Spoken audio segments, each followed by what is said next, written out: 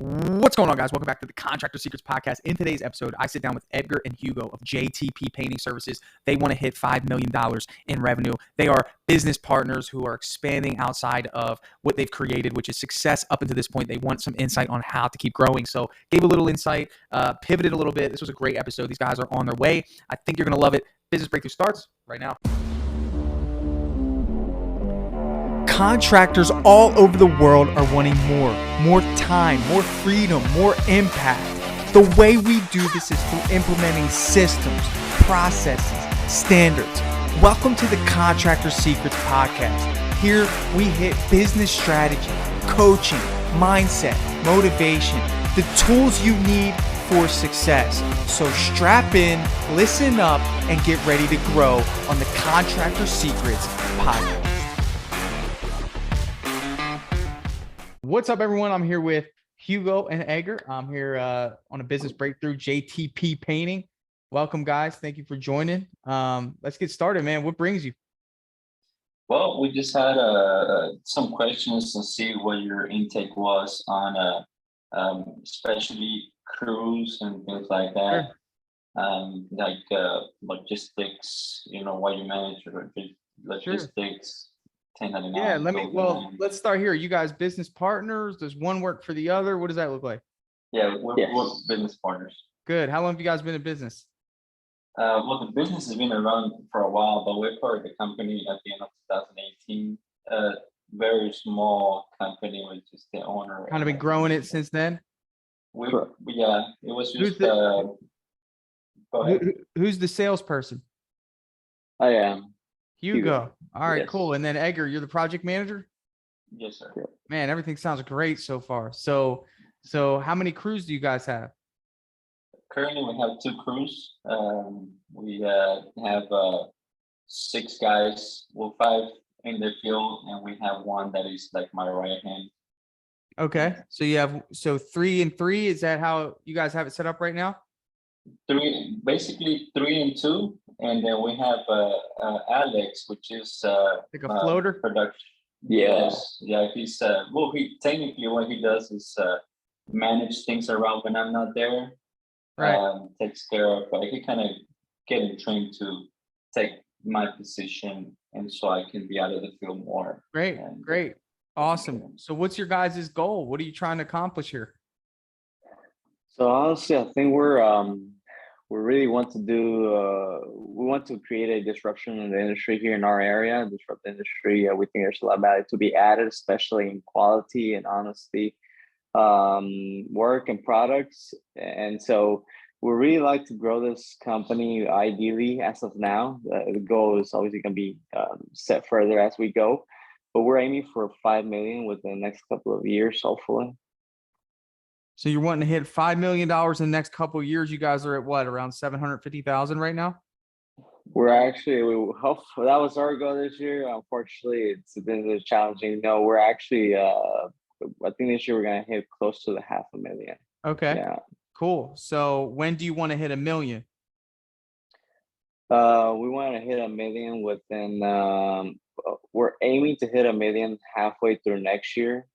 And then we're also trying to basically increase our knowledge and Sure. get to know more of the industry to be able to hit the 5 million by the other year and a half. Good. Well, make the first goal 1 million. 5 million is a long term. Goals are important. It's what you set your sights on. You got to be able to celebrate that goal. Getting to 1 million by mid next year, based on 500,000 worth of sales almost for this entire year, is a bit of a stretch, because usually the first few months of the year are a little slow. So don't set yourself up for unrealistic expectations. I don't want that to happen. It's just my opinion, because I don't want you to think you're doing something wrong. It's just, you guys have to set attainable goals and then have a big one, right? So your big goal is, I want to have $5 million in the next few years. I'm going to put a date on that. But for right now, I got to hit 1 million first. How can we accomplish that in 1 year's time? 365 days to do it. And it really comes down to the numbers. $1 million in production, not sales, production, producing $1 million is $86,600 something, right? So it's about $86,000 a month. is what you guys have to produce. That means you have to receive that many finished job checks. Okay. Let's talk about what type of work you guys do. What are you guys currently doing right now? We focus just specifically on interior, exterior painting, Cool. cabinetry painting, and we do some siding jobs as well, along with the paint job. But that's pretty much it. We don't go into building or remodeling. Sure. Stuff Yeah, like you guys are like me. Keep it simple. I just don't do the Yeah. cabinets. Okay. So that's good. So Hugo, how many estimates are you doing per week? I think on average, around anywhere between 7 and 10. Okay, where are those estimates coming from? Mainly word of mouth, and the majority is Google. Google My Business. Okay, how many reviews do you have on Google? Currently 51. Okay, what's the rating? 4.8. Yeah, the couple of negative ones I think for the previous owner. Okay, not bad, not bad. And then you also get word of mouth business. So you're doing about 7 to 8 estimates a week. Okay. You have 2 crews going on right now. Is one crew dedicated to cabinets, or does everybody kind of jump on based on what you guys schedule? Just on what we schedule. Okay. Yeah, they'll do it. All right. How much of your revenue would be to cabinets on average? It's a minimum. I mean, we haven't done the math on that specific, but it's How many cabinet jobs do you do in a month? I can tell you maybe in a whole year we do around 5. yeah, so it's a very, very small Do you think percentage of do you think it's something that's worth it for you guys? Do you that. kind It of, is. do you guys only take it when it comes your way? In a sense, like if someone wants Yeah. it done and it just makes sense, you kind of Mhm. grab it. Yes. Okay. Mhm. All right. Do you guys enjoy doing it? Is it something that brings you high profit margin? If you could do more, would you take it on, or would you prefer to do interior, exterior painting? We definitely do like the Well, we like it. Yeah. Sure. It's a lot more, I guess, tedious job because it's a fine finished product. Oh yeah, that it's like a we different can add. business. But if your Yeah. goal is 5 million, you got to really look at it like, hey, you guys got to start 2 businesses. Like I'm trying to help you hit your goal, whatever that is. Mhm. First thing I'm looking at is that, and I've never been a fan of this. I don't think people that paint houses are not saying that they're not good at cabinet painting, but it's a mindset thing. You can't take someone from painting the inside of a house, finishing that up on Friday, and then expecting them to do a high-end finish on Monday morning. At least that's been my experience. I just don't think those skill sets intertwine on a consistent basis, right? So I would think that the first move is for you guys to create a cabinet division. Have you thought about that? We have actually. Okay. Yeah. And let me tell you what a cabinet division comes with. A shop. Do you guys have a shop? Okay. So actually getting a shop, I'll tell you why. Number one, controlled environment, controlled process, controlled quality. And then guess what? When you're doing those cabinet estimates, you're already superior. You're taking the cabinet doors off site. Would you agree? Yes, Hugo, I you're do. my salesperson here, going in, 100%. saying, hey, I'm going to take these cabinet doors. We're going to ship them out. We'll spray them at the shop. They're going to be factory finished, right? Mhm. Okay. So the second part of that is identifying who you want to lead the charge of the cabinet division. Okay. And do you guys have someone in mind who you think would be your person that you put in charge of that division? Not as of now. We haven't really thought of that specifically. Yeah. Yeah, that would be my first step. And I'll tell you why, because you guys have a good flow right now. You're doing 7 to 8 estimates in a week. You're pretty much doing it with no marketing expenses, right? You're generating, $500,000 is about $36,000 to $45,000 a month in sales. And it's almost effortless in terms of generating the business. I'm sure you could probably refine some of your sales, skills, but you got to understand there's a whole ocean of people that want cabinet refinishing done. And you have 2 options here, guys. It's a growth. You're going to have to grow, which means you're going to have to either get another crew for painting, or you're going to have to get a crew for cabinets. And when it comes to painting, Hugo, you're in this. So you know that, hey, dude, you probably only sell 3 out of 7 because the pricing and then the competition is just vast. Agree. Why work so hard fighting against other painting contractors when you already do cabinets, you already have produced this result, you already know the market wants it, you just need to do it consistently every week. If you add one cabinet project on average of $5,000 every single week, that's $20,000 worth of revenue, and you haven't even touched your painting side yet. And guess what that's going to do? You're going to meet customers on the cabinet side that, you know what, I want my whole house painted at the same time. So when I look at this position, you guys are already successful. You guys have a team. It's not a matter of adding more, in my opinion, to the painting side. It's why don't we start up the cabinet side the right way? And that will require marketing. That will require spending money on marketing. The budget should be at least $3,000 a month on cabinet leads. Are you guys comfortable with that amount? I mean, if it's like any, I guess like any business to start off marketing to get a group full of customers that already know what to do. Great You mindset. gotta put that money. You're starting another business. It's like day one. You Yeah, know, basically. you might even go as far as branding it differently. You know, JTP cabinet coatings. I'm serious, because again, like, you start up that side of the business and you have leads for that side of the business. You maybe even have a separate software for that side of the business if you want. You know, you kind of just create this other entity. It's in the same family, but again, man, it's just this whole different business over here. You're pretty much doing the same thing you're doing now, but you're actually focusing on it because it's out there, you know. That would be my opinion at the very least. You know, what do you guys think about that? Mhm. I guess my own, because we have thought about that, especially because on site you got a lot of more logistics to deal with at the time when you paint them on site. We create a booth, we create a control environment, Yeah. but there's nothing like getting a 80-gallon compressor, putting water filters in it, and spraying it like a vehicle. You get a much more beautiful finish to it too. It adds value too. So we had thought all that, but I guess it'll be the getting the shop kind of thing, you know, or renting a shop or a place. It'll be another overhead expense, which, like you said, is kind of like the marketing part, but I It guess it's is. just that It is. But transition. let's look at it like this, Hugo. I mean, here's the thing. Pressure creates diamonds, brother. You're the salesperson. You're the reason the company moves forward. You got to understand that these expenses, although yes, in the beginning, it's an investment. Thank God, because if it wasn't, then everybody would do this. All right. And then it wouldn't be as it wouldn't be worth even talking about. Cause like anybody could just go get a Yeah. free shop and some free marketing and, you know, not have to, you know, make any money. So, you know, think of it like that. It's like a ticket for entry. But I'll tell you this, man, pressure creates diamonds. When you know that you have to sell cabinet jobs to keep that business alive, you're going to be more resourceful than you've ever been, bro. I'll be honest with you, man. You're going to find opportunity where it otherwise doesn't exist. When you're doing painting estimates on an interior, you're going to be that much more excited to sell cabinet, right? Hey, you want those oak cabinets? Correct. Let me here, hold this door I just did in our shop. You're going to create opportunity. And it's going to force your company to adjust.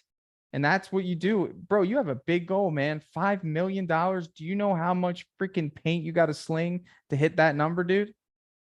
A lot, you know, but here's the deal. You don't have to put so much pressure on the house painting side to accommodate that number. If you have maybe 1 or 2 million happening on the cabinet side, which is entirely possible. It's still like a brand new thing. And if you have the right marketing company generating you leads, then all you got to do is show up, bring a door, showcase your presentation, and knock out the jobs. You know, it's not, you know, this is a pretty open niche, if you ask me. You know, so what are you guys brothers? Yeah. You are? Yeah, not Oh, twins though. that's cool. So, you know, but here's the deal, man. You know, I think, you know, take action, man. You know, if you were to look at what a shop costs, worst case scenario, it's going to cost you $1,000 a month. And then marketing is going to cost you $3,000 a month. You guys can utilize the same resources you have now. That person that you consider your right hand, does he know how to spray?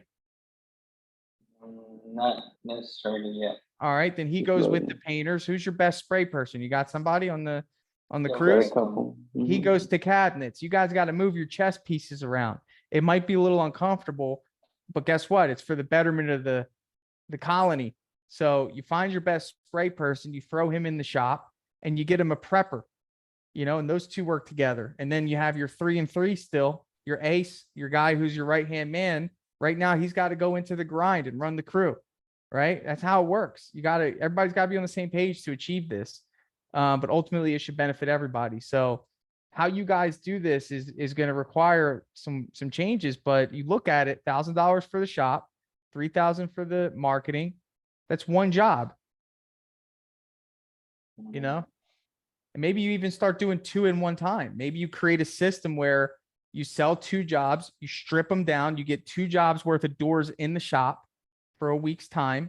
You send the guys out to knock out the frames, in those 2 weeks, and maybe you're knocking out 2 jobs a week with one crew. You never know, man. It's just, you guys got to try it, Yeah, that's true. so. Why we find out. So what do you guys think, man? Do you guys have any questions? I mean, I don't want to, keep going in this direction. Yeah, go ahead. I'm open to any questions you have. So one of the things, Tanner, that we're looking at is that we see that we have a big opportunity here on our market because we present ourselves differently.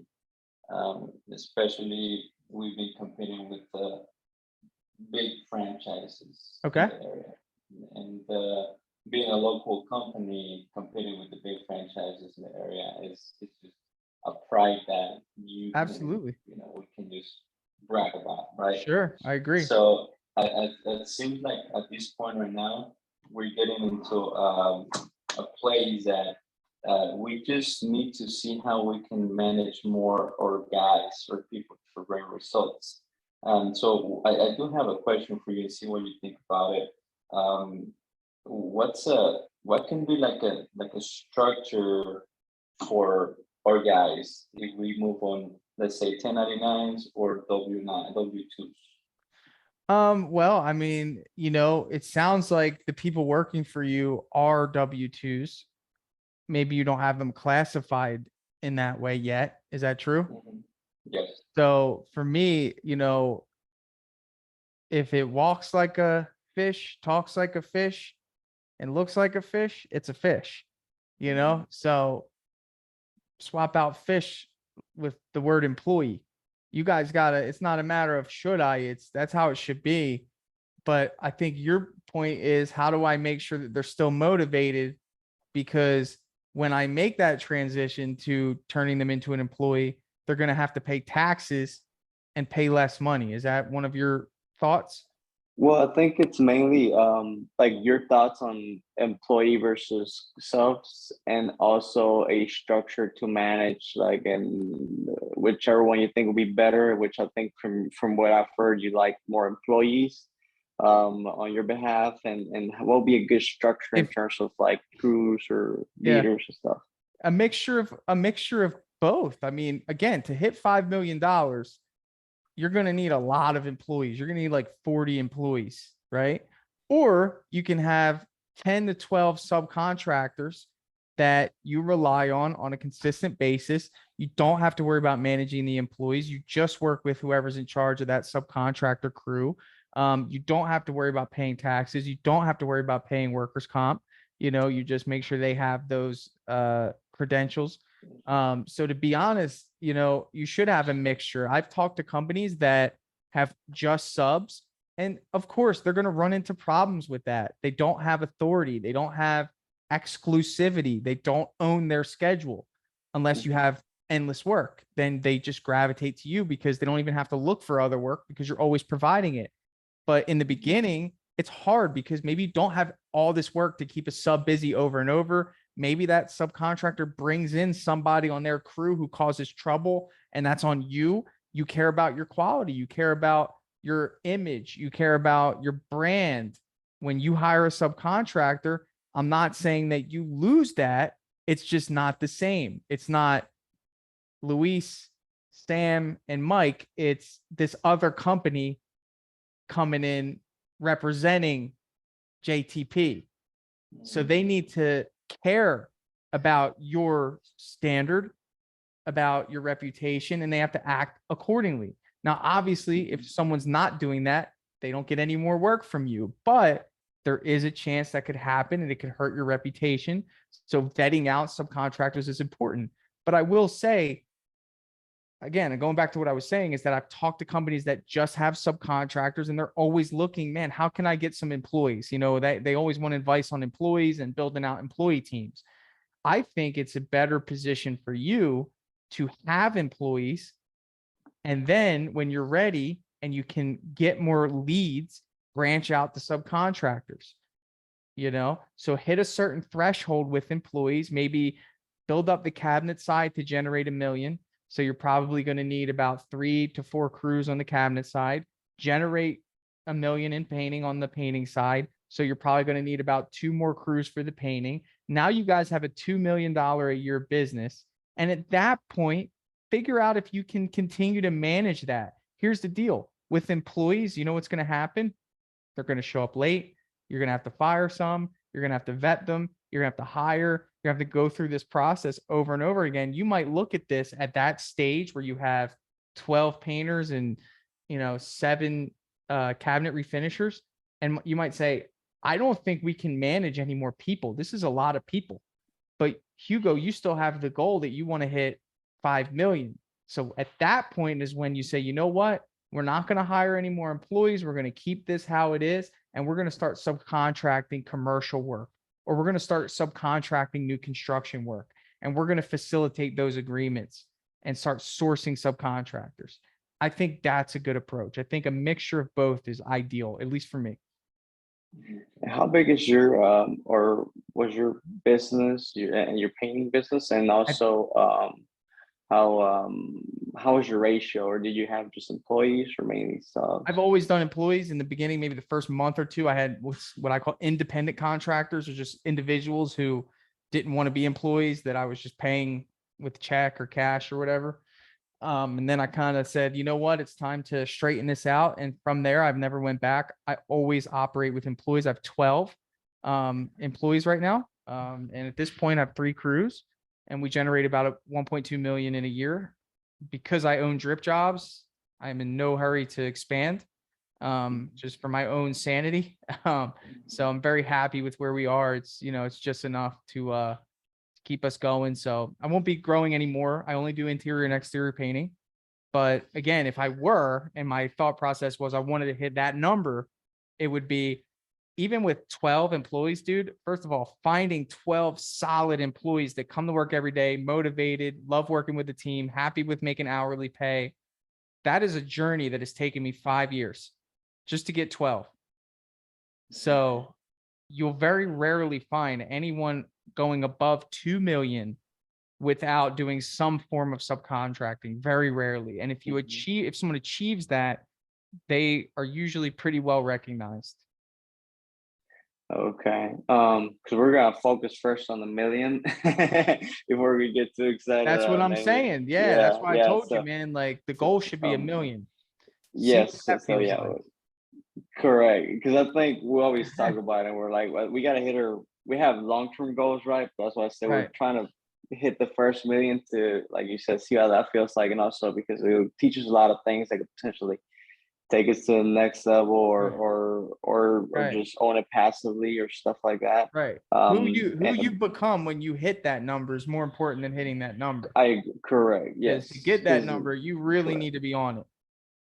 Correct. Yeah. And so basically, since you have about 12 people, how is your structure for them? Like in terms of what's the ideal sweet spot for crew sizes? Do you have a crew leader, production manager, or managers? Yeah, you know, how many salespeople? It started off like I would never do a job under 4 people.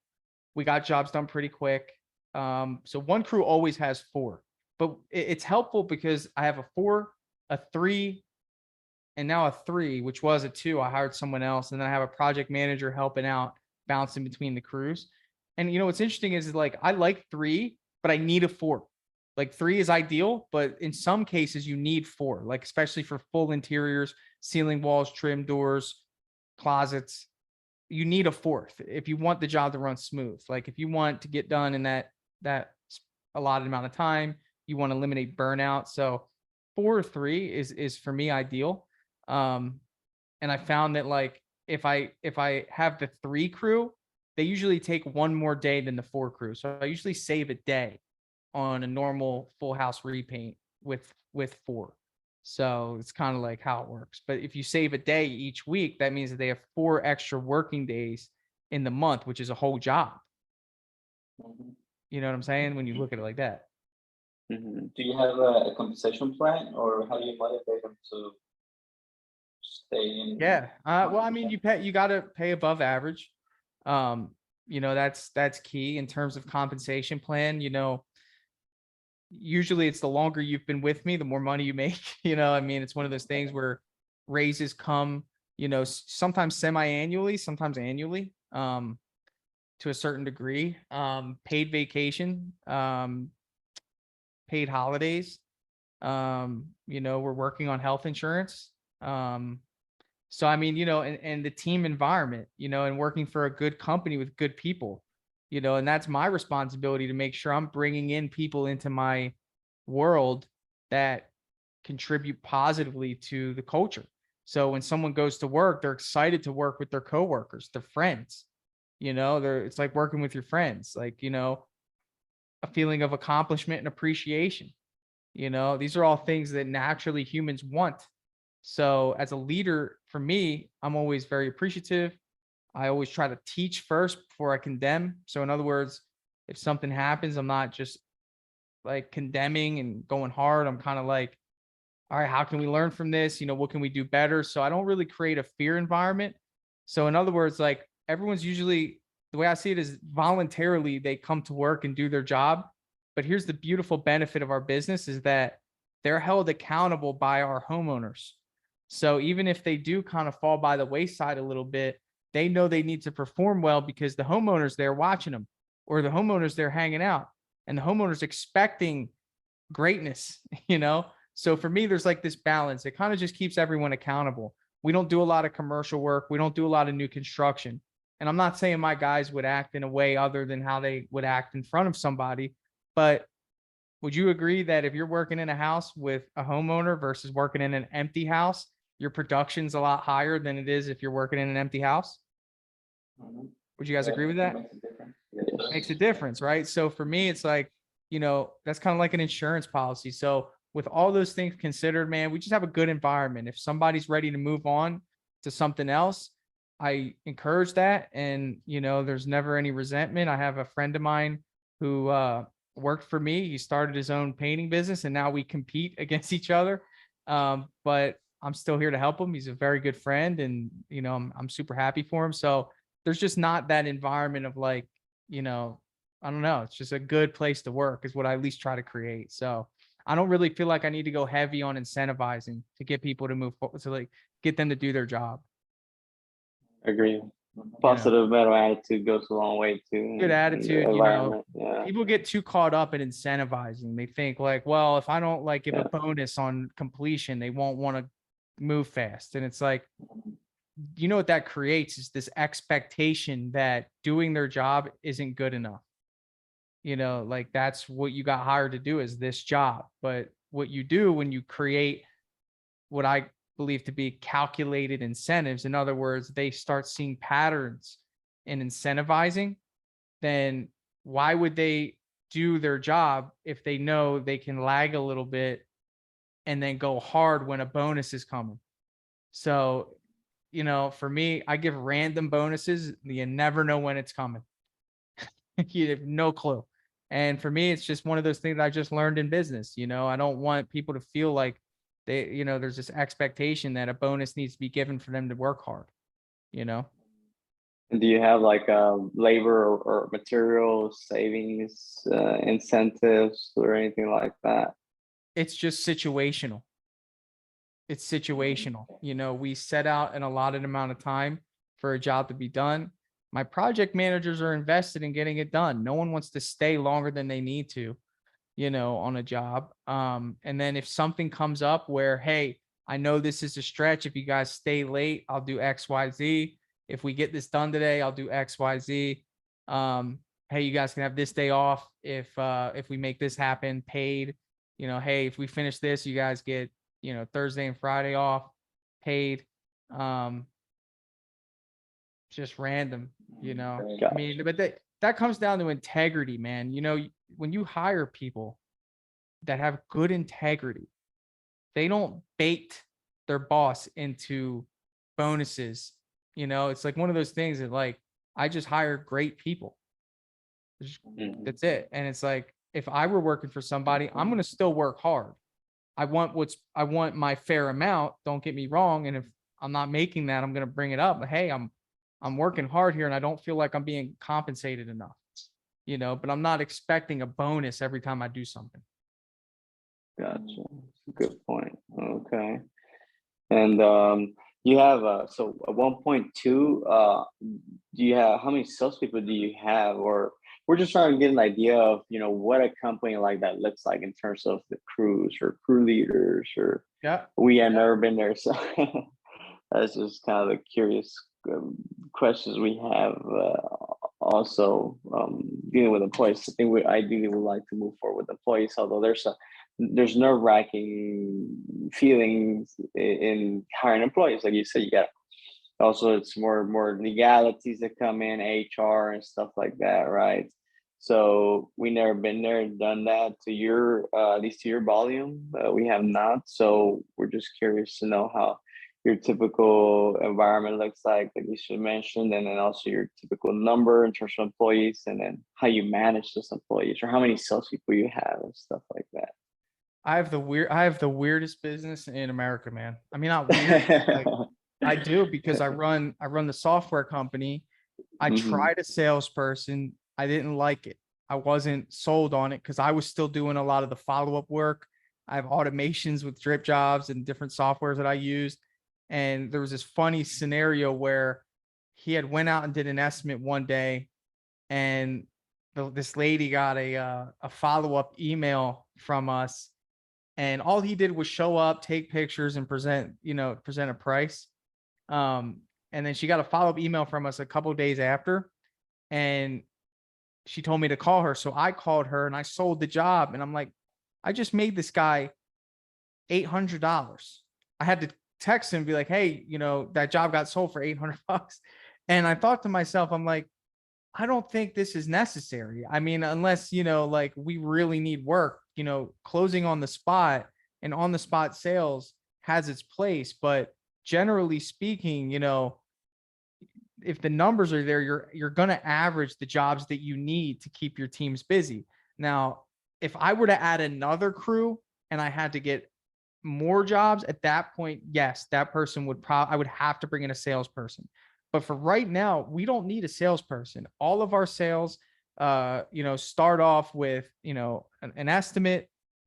We come in, we, you know, go through our process, we go through our pricing, take all the photos, all that stuff gets uploaded to me in the office. You know, I'm able to do my assessment, send out a price. Dripjobs follows up with them, you know, and I've been doing that now for 2 years, and we've been able to sustain. Now, one of the problems with the salesperson was when I brought him on, I was at your stage. I only had 2 crews. So what happens with that is, Hugo, is, and you know this, if your schedule is booked out for 8 weeks and you have somebody in front of you that has a time crunch, they need the job done, right? And you can't get to it because your crew can't get there in 8 weeks. Well, Hugo, because you're one of the owners, it is what it is. But if somebody's just a salesperson, they're really upset because they can't sell the job because the production can't produce it. So they lose out on the business, they lose out on their commission. So that was happening too, where this guy was getting mad at me because our production wasn't there, which is kind of a good thing because it put a little pressure on me, but we weren't ready for a whole nother crew yet. I just did that like 3 months ago. So the thought of doing it then was near impossible. I just wasn't ready.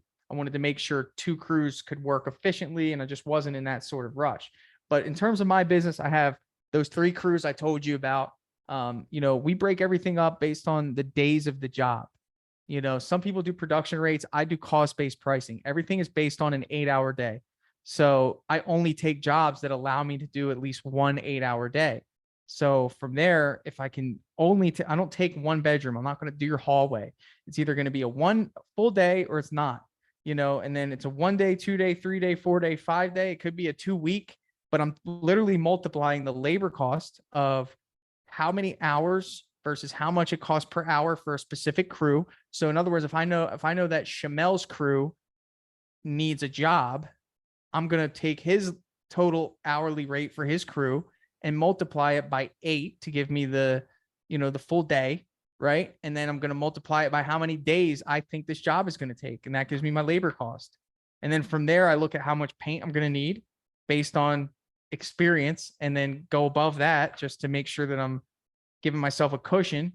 And that's my total cost. I tie those together, multiply it by 2, and that's the price.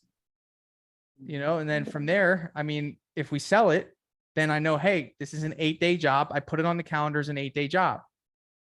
And then I'm always looking at the calendar. I spend most of my time looking at the jobs calendar, checking in with the team to see when they're going to finish. Hey, how much longer? How much longer? How much longer? Hey, this is an 8-day job. How much longer? How much longer? Right. And if they get done sooner, my job is to maximize my resources. That's what a leader does. That's what a CEO does. So if I know they're going to get done sooner, I might taper off 2 of the 4, move them, let them start the next job, and let the other 2 finish. So we're always filling the gaps in our schedule, right? And I have automations in Dripjobs. If I know that I'm starting a job the next day, I move the customer over, they get notified, hey, your job's starting tomorrow. So a lot of the communication with customers is automated. A lot of the scheduling is in my system, so it makes it easy. And then just having good crew leaders and managers in your business that you trust to handle production, you know, that's the key. So I don't know, is that kind of what you guys are looking for? Yeah, Yes. yeah, So it definitely. sounds like you don't have sales, but you don't go see the jobs. You kind of have like someone go look at it. Estimator. Software. Yeah. Estimator. He's on a salary. His job is to go there, Mhm. represent us. He loves it, drives around, gets to meet people. He was once a painter, and now he has a little authority. He's our supervisor now. He pops in on the jobs. He's respected amongst his peers. Very loyal individual to the company, and shows up on time. It's the most prompt individual I've ever met. You know, he's always on time. That's somebody I could trust. If I set him up for an estimate at 8 a.m., he'll be there at 7:59. So, you know, again, this is your job again as a leader, is to identify strengths in people, where they fall, you know, and aligning those strengths with their roles. I think in your business, you have somebody really good, but you should be challenging that person to see if they're willing to step down into a role in order for the growth to happen. You know, because you guys have 2 owners. There's not much money going around. You know, I know that for a fact. So, you know, you guys aren't like running to the bank right now. So we really need no. to focus on the growth. You know, we really do. Another thing is, because you mentioned to me about the fact that you're debating W-2, the employees that you have, do you have them on a payroll system currently? No, Alex is in W-2. The other ones are in 1099 currently. They kind of have their own thing going on in a way. So Alex is only W-2 we have. The thing with everybody else is that they're in 1099s because that's a contract we have with them. If there's no, let's say in a week they only work 2 days, they can always go work somewhere else. So that is a subcontractor relationship. Are you guys on payroll? Right now we're LLC, so we're just owner draws.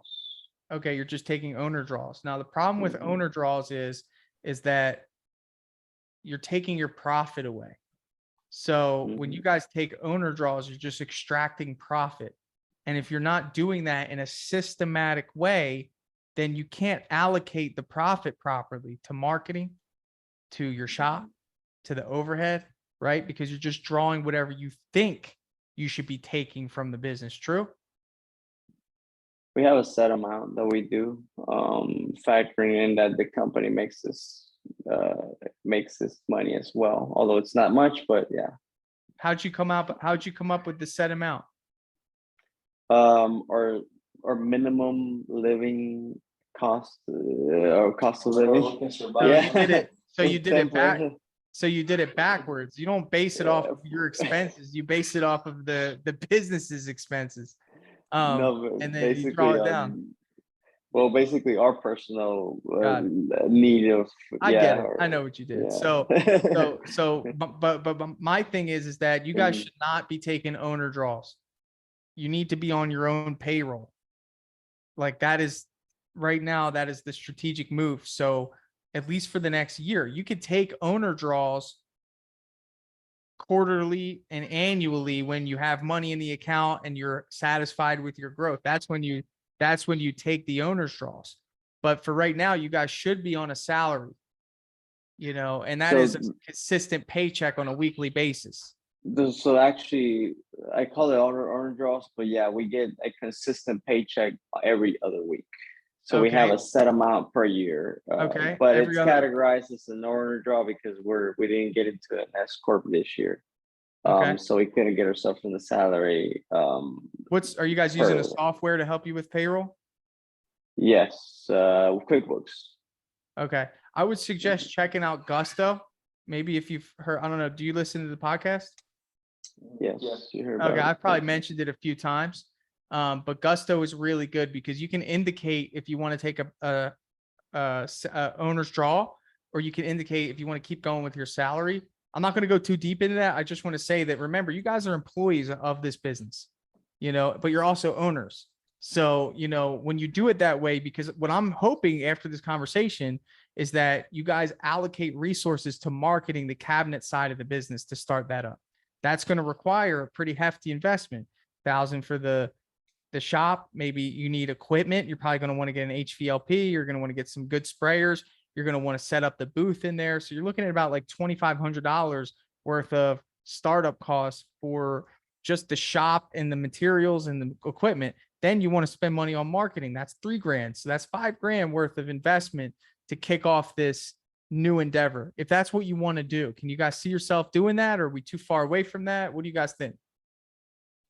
I think it's definitely doable. I guess the one thing we can mention will be a bottleneck will be the hiring, the employee management, stuff like that, the HR that we are not too familiar with. That's what Gusto does, bro. I mean, that's what you use Gusto for. There's a link below the podcast somewhere. All right. But you want to use that because you onboard employees. You can, make sure they're getting paid properly. Your subcontractors that you have right now, you can allocate money to them so they get direct deposit instead of a check every week. So there's a lot of different functionality that Gusto will provide for you. When I gave you that scenario and I gave you that plan, you didn't need to hire anybody. You have one person that sprays cabinets that you need to pull away from the painting and put them on the cabinet side. And then I said that if you did hire somebody, it would be somebody to help them prep the boxes. So a prepper or somebody who wants to learn how to paint cabinets, right? So that's at least what I was saying. Like, don't overthink the hiring part because you have the resources. But then again, is he a subcontractor, this person that sprays, or is he an employee? Subcontractor, which actually works pretty well in the cabinet space because he's going to make more money. His margin is going to be a little bit higher. So, you're really going to have to play around with your people. If you can create employees on the cabinet side, that's not a bad idea either. But again, maybe converting people that you have into employees. Do you pay them collectively or does everyone get paid individually? Individually. Yeah, right. So this spray guy, how much does he make a week? If we're break it down, it's like 7, no, 8 a week. Yeah. No, he gets around 8 to 9. About 8 to 9. So he's making like $22.50 an hour. Right around there. Right around. Yeah. Okay, but that's a straight $8.50. There's no taxes taken out of that. No. So you would need to pay him $25 an hour for him to net that after his taxes are paid. So you guys got to look at it like that and say, hey, here's the deal. We're going to make you an employee that's full-time work. You're guaranteed this amount every single week. And the benefit to him is that his taxes get organized properly and he can maybe finance something in the future, a house, he can get a car, he can get all these different things. So, sometimes that actually works out well for people to be categorized that way. That's true. I agree.